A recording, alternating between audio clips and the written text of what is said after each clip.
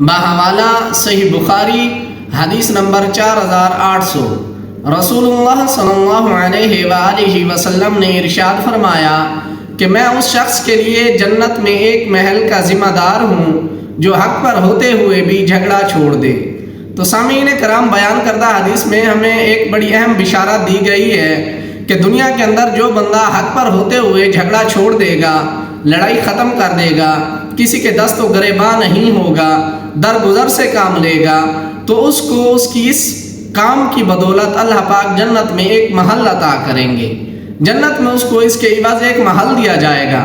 تو یعنی سوچئے کہ جھگڑا چھوڑیے اور جنت لے لیجئے، یہ ہمارے نبی کی حدیث ہے۔ لیکن ہم اگر اپنا محاسبہ کریں موجودہ دور میں، ہمارے اندر تو برداشت ہے ہی نہیں۔ ہم اتنے جلد باز ہو چکے ہیں، اتنے غصے کے تیز ہو چکے ہیں، ہم اینٹ کا جواب پتھر سے دینے لگ جاتے ہیں۔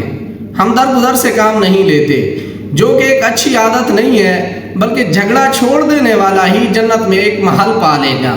تو اللہ پاک ہمیں بھی اس کی ہدایت نصیب فرمائے، اور جھگڑا کرنے سے اجتناب کرنا چاہیے ہم کو۔ آمین۔